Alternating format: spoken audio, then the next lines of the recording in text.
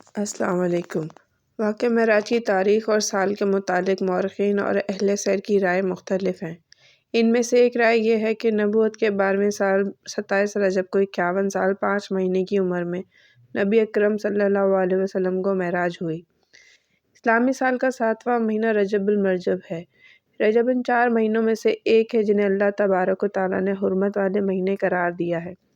اللہ کے نزدیک مہینوں کی تعداد 12 مہینے ہے جو اللہ کی کتاب یعنی لوح محفوظ کے مطابق اس دن سے نافذ ہے جس دن اللہ نے آسمان و زمین کو پیدا کیا۔ ان 12 مہینوں میں سے 4 حرمت والے ہیں۔ سورہ توبہ 36 آیت۔ ان 4 مہینوں کی تحدید قرآن کریم میں نہیں ہے بلکہ نبی اکرم صلی اللہ علیہ وسلم نے ان کو بیان فرمایا ہے، اور وہ یہ ہیں: ذی-القعدہ، ذی-الحجہ، محرم الحرام اور رجب المرجب۔ معلوم ہوا کہ حدیث نبوی کے بغیر قرآن کریم نہیں سمجھا جا سکتا۔ ان 4 مہینوں کو اشہر حرم کہا جاتا ہے۔ ان مہینوں کو حرمت والے مہینے اس لیے کہتے ہیں کہ ان میں ہر ایسے کام جو فتنہ، فساد، قتل و غارت گری اور امن و سکون کی خرابی کا باعث ہو سے منع فرمایا گیا ہے۔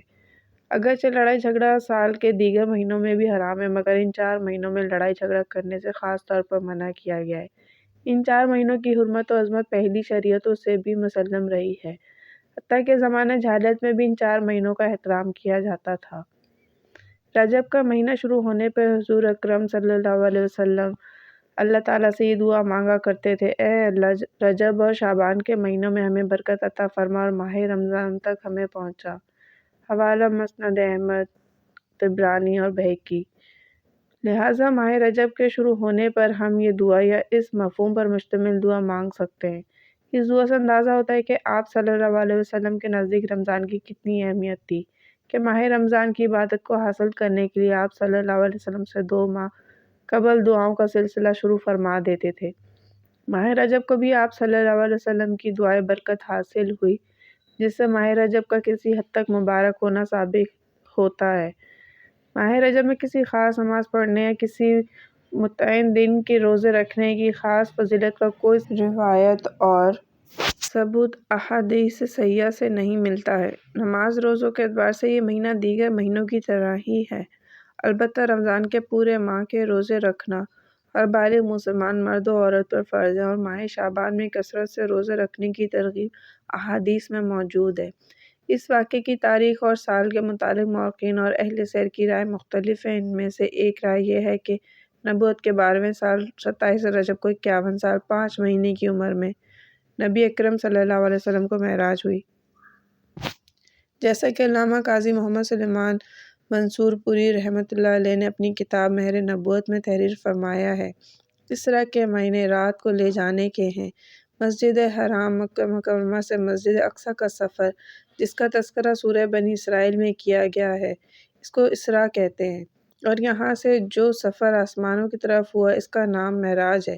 معراج عروج سے نکلا ہے جس کے معنی چڑھنے کے ہیں۔ حدیث میں عرج بھی یعنی مجھ کو اوپر چڑھایا گیا کا لفظ استعمال ہوا ہے، اس لیے اس سفر کا نام معراج ہو گیا۔ اس مقدس واقعے کو اسراء اور معراج دونوں ناموں سے یاد کیا جاتا ہے۔ اس واقعے کا ذکر سورہ نجم کی آیت میں بھی ہے: پھر وہ قریب آیا اور جھک پڑا یہاں تک کہ وہ 2 کمانوں کے فاصلے کے برابر قریب آ گیا، بلکہ اس سے بھی زیادہ نزدیک۔ اس طرح اللہ کو اپنے بندے پر جو وحی نازل فرمانی تھی وہ نازل فرمائی۔ سورہ نجم کی 13 سے 18 آیت میں وضاحت ہے کہ حضور اکرم صلی اللہ علیہ وسلم نے اس موقع پر بڑی بڑی نشانیاں ملاحظہ فرمائیں، اور حقیقت یہ ہے کہ انہوں نے اس فرشتے کو ایک اور مرتبہ دیکھا ہے، اس بیر کے درخت کے پاس جس کا نام سدرۃ المنتہیٰ ہے، اسی کے پاس جنت المأویٰ ہے۔ اس وقت اس بیر کے درخت پر وہ چیزیں چھائی ہوئی تھیں جو بھی اس پر چھائی ہوئی تھیں۔ نبی کی آنکھ نہ تو چکرائی اور نہ حد سے آگے بڑھی۔ سچ تو یہ ہے کہ انہوں نے اپنے پروردگار کی بڑی بڑی نشانیوں میں سے بہت کچھ دیکھا ہے۔ احادیث متواترہ سے ثابت ہے، یعنی صحابہ، تابعین اور تبع تابعین کی ایک بڑی تعداد سے معراج کے واقعے سے متعلق احادیث مروی ہیں۔ قرآن کریم اور احادیث متواترہ سے ثابت ہے کہ اسراء و معراج کا تمام سفر صرف روحانی نہیں بلکہ جسمانی تھا، یعنی نبی اکرم صلی اللہ علیہ وسلم کا یہ سفر کوئی خواب نہیں تھا بلکہ ایک جسمانی سفر اور عینی مشاہدہ تھا۔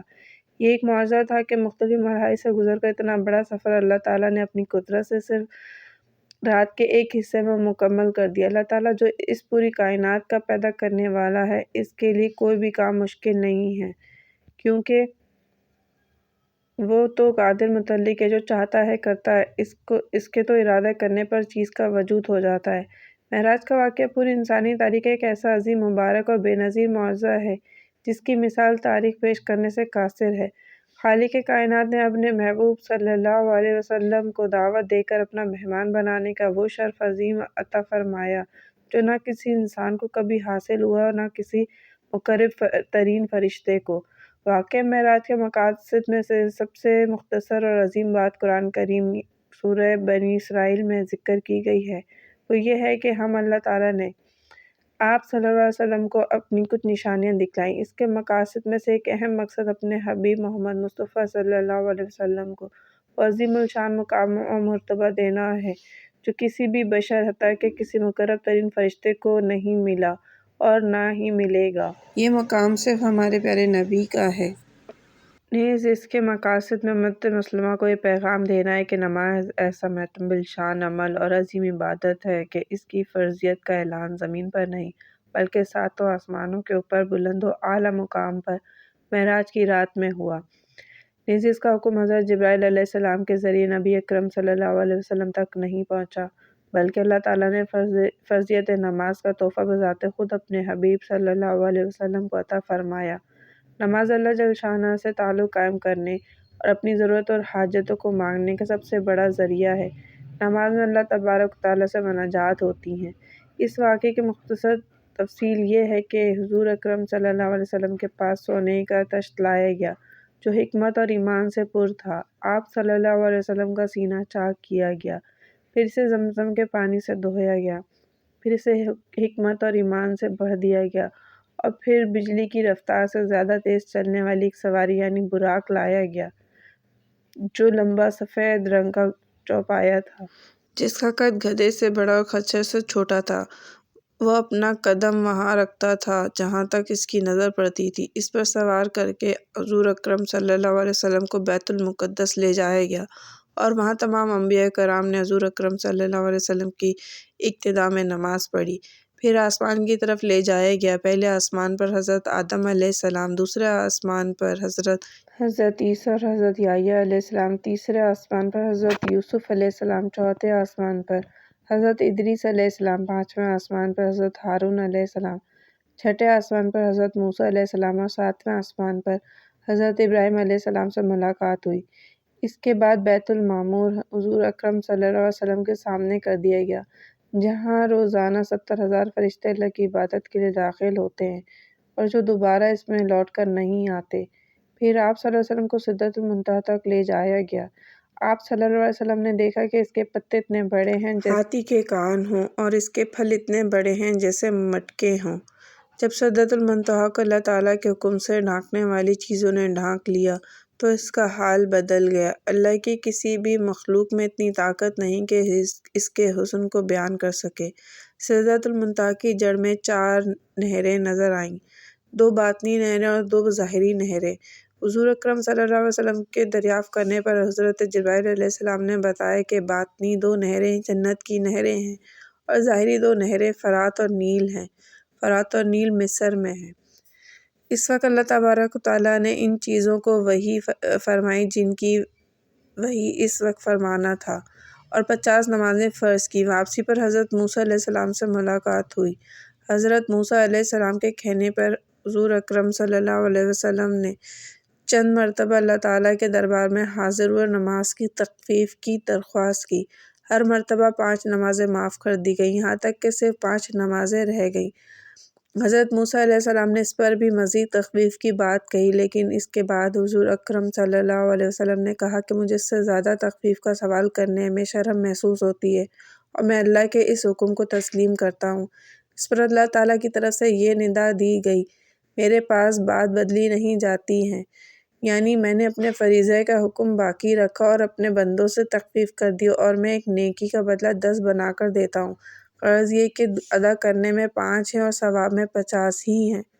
اس موقع پر حضور اکرم صلی اللہ علیہ وسلم کو اللہ تعالیٰ سے انسان کا رشتہ جوڑنے کا سب سے اہم ذریعہ یعنی نماز کی فرضیت کا تحفہ ملا اور حضور اکرم صلی اللہ علیہ وسلم کو اپنی امت کی فکر اور اللہ کے فضل و کرم کی وجہ سے اس اہم اور عظیم سفر میں آپ صلی اللہ علیہ وسلم کو جنت اور دوزخ کے مشاہدے کے ساتھ مختلف گنہگاروں کے احوال بھی دکھائے گئے۔ ان گنہگاروں کے احوال اس جذبے سے بیان کر رہی ہوں کہ ان گناہوں سے ہم خود بھی بچیں اور دوسروں کو بھی بچنے کی ترغیب دیں۔ حضرت انس رضی اللہ عنہ سے روایت ہے کہ رسول اللہ صلی اللہ علیہ وسلم نے ارشاد فرمایا، جس رات مجھے معراج کرائی گئی میں ایسے لوگوں پر سے گزرا جن کے ناخن تانبے کے تھے اور وہ اپنے چہروں اور سینوں کو چھیل رہے تھے۔ میں نے جبرائیل علیہ السلام سے دریافت کیا کہ یہ کون لوگ ہیں؟ انہوں نے جواب دیا کہ یہ وہ لوگ ہیں جو لوگوں کے گوشت کھاتے ہیں، یعنی ان کی غیبت کرتے ہیں اور ان کی بے آبروئی کرنے پر پڑے رہتے ہیں۔ ابو داؤد حوالہ۔ دوسری روایت میں کہ حضرت ابو ہریرہ رضی اللہ عنہ سے روایت ہے کہ رسول اللہ صلی اللہ علیہ وسلم نے ارشاد فرمایا کہ جس رات مجھے سحر کرائی گئی میں ایسے لوگوں پر بھی گزرا جن کے پیٹ اتنے بڑے بڑے تھے جیسے انسانوں کے رہنے کے گھر ہوتے ہیں۔ ان میں سانپ تھے جو باہر سے ان کے پیٹوں میں نظر آ رہے تھے۔ میں نے کہا کہ اے جبرائیل، یہ کون لوگ ہیں؟ انہوں نے کہا کہ یہ سود کھانے والے ہیں۔ مشکوٰۃ المصابیح۔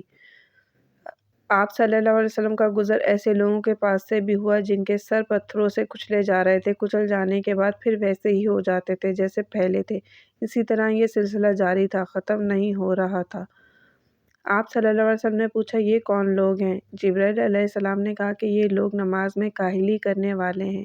انوار السراج۔ آپ صلی اللہ علیہ وسلم کا گزر ایسے لوگوں کے پاس سے بھی ہوا جن کی شرم گاہوں پر آگے اور پیچھے چیتھڑے لپٹے ہوئے ہیں اور اونٹ و بیل کی طرح چرتے ہیں اور کانٹے دار اور خبیث درخت اور جہنم کے پتھر کھا رہے ہیں۔ آپ صلی اللہ علیہ وسلم نے پوچھا، یہ کون لوگ ہیں؟ جبرائیل علیہ السلام نے کہا کہ یہ وہ لوگ ہیں جو اپنے مالوں کی زکوٰۃ ادا نہیں کرتے ہیں۔ انوار السراج فی ذکر الاسریٰ والمعراج، شیخ مفتی عاشق الہی۔